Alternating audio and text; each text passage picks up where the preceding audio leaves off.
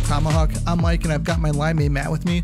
And today, we're going to go over this series that looks to be almost over, with the Colorado taking a 3-1 series lead, and some NHL news. So, Matt, you know what? A very controversial win for the Colorado Avalanche. You know, it's cited that they had 6 guys on the ice there, but you know what? Tampa had 7 guys on the ice. So, yeah. You know, and ironically, didn't this happen to Tampa when they were playing last year, right? Yeah, when they were playing the Islanders. It did happen. Yes, it did. Kind of a bit of a kind of like some karma coming back on them. What do you think of that? Yeah, and I think there was a high stick on the same play too that they were complaining about. There's a lot, but here's the bottom line: that puck should have been stopped by Vasilevsky. Yeah, Kadri should not have scored that goal. It was one that you look twice and whoa, was that Malcolm Subban in that? And it was actually Vasilevsky. And if he stops the puck, we're not even talking about it. And at Tampa, dude, they had a lot of trouble last night with possession. They could not get the puck away from Colorado. They were just coming at him, and it just seems like Tampa was just trying to clear the zone and hang on for dear life. And I credit Colorado, man. They were hungry. They were all over the Lightning in probably the last 2 periods and the overtime. And I didn't like all the posts that they were getting. They were firing them on net. The Lightning were getting a lot of posts, and just you knew what was going to happen. It was just a matter of when. And sure enough, Kadri gets the goal as one of his, I think it was his first game back from injury. Yeah. And, man, good for him. He stepped up, and they're 1 win away from a Stanley Cup. I think he went through like 3 guys, too, didn't he? Yeah, it should never went in. It shouldn't even been a shot. He should have been knocked on his ass from whoever was playing defense. But yeah, and Vasilevsky should have stopped the puck, too. Those aren't like him to give those up. But he is human. I mean, he's right. Very, very good goalie, but sometimes they find a way in, and that one found a way in. Nathan MacKinnon had a pretty nice goal in the game. I think it was a deflection goal showing up, man. You know what? Yeah, he is. It's looking good for this Colorado team. You know, it looks like they might wrap this up, man. Yeah, Nate had like 8 shots that game, too. Yeah. Like really good opportunities, and he was moving, man, and Cale Makar looks good as usual, and Darcy Kemper was just good enough to get the win. He's 1 win away from a Stanley Cup, and can you believe making that? Joe Sakic look like an absolute genius for trading for him. 100%, man. Grubauer's like, I can't freaking believe this. Well, he's still getting paid, so yeah, he is. He's getting his money, but I mean, Darcy Kemper is, he's going to ask for a little bit of more respect now. He's been kind of in the desert rotting away, and he finally got a chance to play in a good team, and he's been decent, good enough, and good for him. Hey everybody, this is from our sponsor Manscaped. Use our code SHYTOMAHAWK. You get 20% off of anything off of the website. I have their version 4 lawnmower, and it's great. It's got an LED light on it. I never thought that I would be so excited for an LED light. I've got one on my Makita drill. It's great. I've got one on my Manscaped shaver lawnmower. It's great. It really comes in handy. And you know what? They have other products on their website as well. They've got deodorant. They've got ball deodorant too, if you need to use that, if things are getting a little too out of hand. But be sure to check out their website. They've got a lot of products, a lot of cool stuff too that really works. I use it. I think that it's great. I was actually going to buy my own lawnmower before we got a sponsorship. They contacted me right as I was about to pull the trigger. I'm really glad that they did, because it helped save me some coin. So do us a favor. Go to the website, use our code SHYTOMAHAWK on anything. If you want to get replacement blades, if you're already a Manscaped customer, if you've already tried their deodorant, Matt uses it. He says that it works out great. The ball deodorant works pretty good, and they've got toner. It's really great. So check it out, ShyTomahawk at Manscaped. Looks like the Lightning, I would imagine that they're trying to move on from this loss get their heads right for their next game, I think it might be over for this team, though. I just think it's been too much hockey in the past 3 years for them. And Colorado's just too fresh, dude. I mean, they've just steamrolled practically everybody. Yeah, it's starting to show. I mean, it happened to the Hawks, happened to the Kings, happened to the Penguins. It just over time, all these games catch up and wear and tear, and it's good.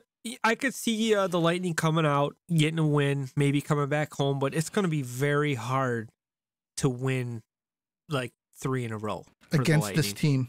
Yes, it's going to be very challenging, especially at home.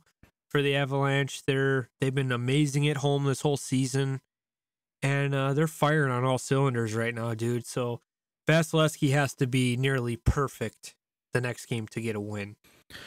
You know what? I was kind of expecting this, to be, they've been pretty close game minus, what was that, game 3?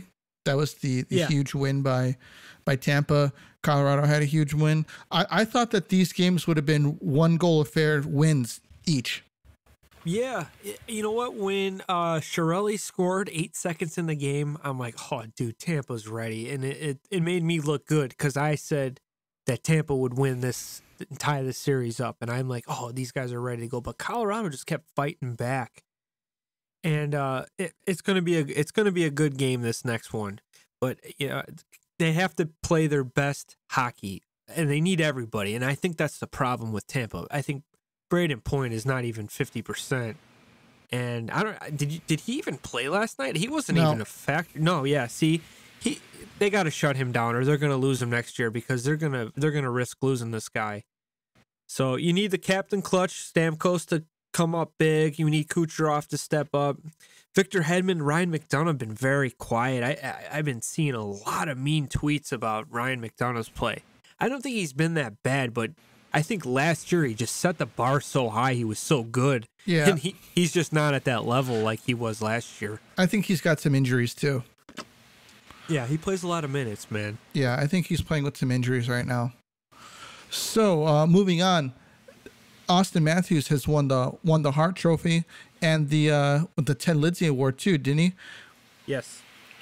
Outstanding player. It's kind of hard, man, to be winning, these kind of awards, and the Stanley Cup playoffs are still going on. I'm sure he wants to be there, but I don't think this guy is going to win a Stanley Cup until he shaves that fucking mustache that he's got.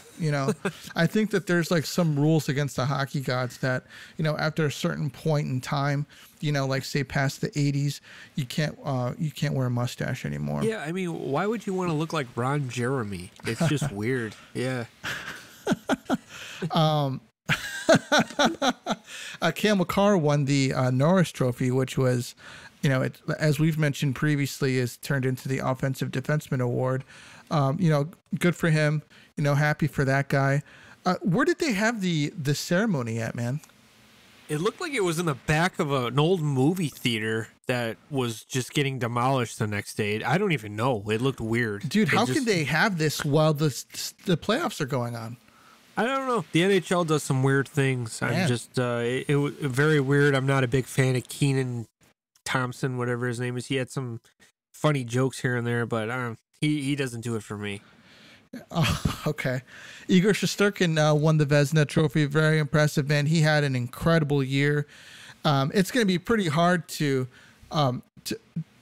replicate that, to be honest with you, because everyone's going to be prepared for him now, knowing that he's this incredible goalie. He put New York back on the map, man. Without him, I don't think that they'd be as competitive as they are. Nah, they'd be on the fringe wild card team, if that, maybe missing out if they didn't have this guy. Right. Very not surprising. Mo Seider won the Calder Trophy. He was just a complete animal all season, everywhere. Really impressive player. Look forward to seeing more from him, not against the Blackhawks, but against every other team. Yeah, it just sucks he's a Red Wing, and it's it's not, the rivalry's kind of dead. I think the NHL killed that rivalry, and it was a mistake by them to put Detroit back east, but that's what Detroit wanted, and they lost they lost some good games for them. You know, 4 good games. I know we get to play them twice, but it's not the same as it used to be. The battles were awesome, but this kid is a beast, man. You try to hit him, he'll freaking just stand you up and knock you down and take the puck. Right. No doubt about it. He was the best rookie. Yes, Trevor Zegras is good. Those Michigan goals are cool. The Michigan passes are cool, but I don't like this him. guy's a hockey player. Yeah. This guy's playing hockey. He's contributing to the game, not just being flashy. Sider's not Sider. He's awesome. I think Zegras is I think he's a whiner. And I'll be honest with you, I don't like the guy. Yeah, you know what? I remember that game. Didn't he get attacked? What was it? Was it the Phoenix Brawl? Yeah. He's one of the best players in the league. How can you go after Troy Terry? Dude, do you know what you just said? Right. Yeah. Yeah, sure. He's a good player, but it's not like he's Austin Matthews or Connor McDavid, dude. Relax. And it's like just because you're an offensive player doesn't automatically mean that you're off limits. Do you know what I mean? If you've been in someone who's been in the league, say like Sidney Crosby, like I don't think that Sidney Crosby should be getting stood up. Do you know what I mean? I think that there's a lot more respect for the guy, but at the same time, if you're playing for a cup, that might happen. You know, you need to keep your head on a swivel. Yeah. Saying that offensive players, because of a supposed status, which saying that Troy Terry has it was laughable to me. And it's just bullshit. Yeah, just because he's having a good offensive season, it doesn't shoot him up to be an elite player. But I think there's more to that story, that game, that that whole incident. I think there was probably some smack talk going on between the teams. They are division rivals. Actually, they were division rivals back in the day. Coyotes and the Ducks would always have some good battles and stuff, but I'm sure Zegras wasn't an angel. I'm sure he was saying stuff. And, some of these old guys, veterans, they don't want to hear that from a youngster. Yeah. And I think that's what happened. And, obviously, I don't want to get hit. And I know a lot of new hockey fans, I'm with Zegras. This is violent. And they shouldn't be fighting because of that. Well, dude, yeah, that's life, man. If you're going to get in someone's face and, talk crap, there's only so much you could take. And I think that's what happened with that whole incident with the Coyotes. Yeah. Philip Forsberg got an 8-year deal out of Nashville. So I think it was for $36 million. Got $6 million. Offered. Yes, he was offered an 8-year. Nothing has been official. Yet. I thought he signed it. No, nothing yet. Nothing signed yet. But I heard they're giving him what he wanted. But I still have a feeling that he might want to test free agency. Well, I think this past his career best in goals is 42 assists and 84 points in 69 games. I don't know. That was 2 years ago, right? Yeah. Or 2 seasons ago. Yeah. So at 27 years old, this is the time for that 8-year contract for him. $6 million for it. That's not bad. $6 million a year, huh? Is that what they're all? Wow. You know what? That's good. Yeah. I think it's a good contract, but I think he's going to want more. And you know what?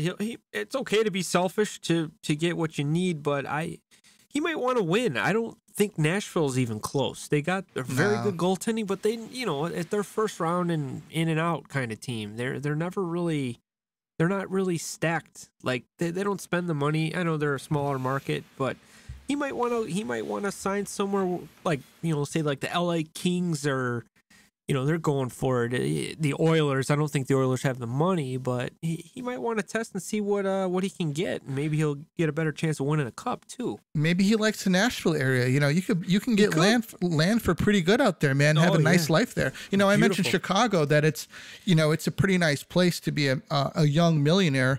Because there's so much shopping and stuff to do downtown. In Nashville, you can buy some nice property out there and.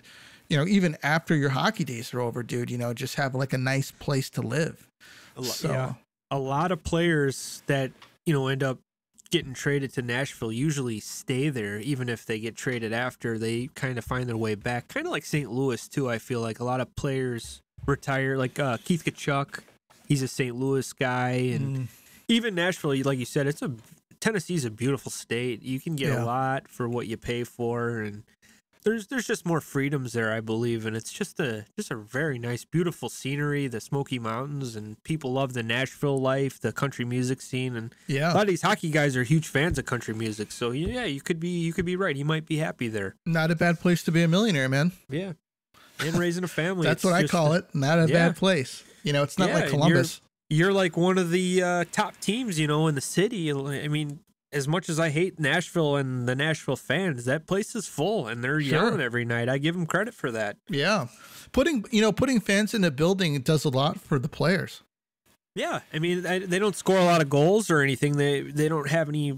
I guess would you consider him the superstar of the team? Maybe him and Saros? I would say Saros and I'm drawing a blank. Who's playing defense there? Oh, Roman Josi. Roman Josi, yeah. I would say Josi's I would say he's the main star of the team, and I would say Saros within a few years will be the number one guy. But Forsberg is probably their top offensive guy. Yeah, he's the stud offensive guy. You know, he's one of the guys who, you know, he's going to sell some jerseys if he ends up staying there. I would imagine he's one of the one. Line. I think he's one of the, with like I mentioned, Saros and Josi. I think that the marketing team is putting things behind him. Yeah, I think so too. And he, if he stays with Nashville, he's going to be a top line player for the next, what do you think, 4 years? Yeah. He'll probably be on that top and, it kind of fade away. The contract will be like, yeesh, it's a little much, but $6 million. I mean, it's kind of like what we say with Seth Jones. I mean, the cap's going to go up. That $6 million could be like a $3 million value today. That's what I think it's going to be. Yeah, so I'd go with it. That's a good contract from the GM. Right. I like it. You know what? You're giving them some money now. Maybe you're overpaying a little bit now, but over time it looks good on the back end, right?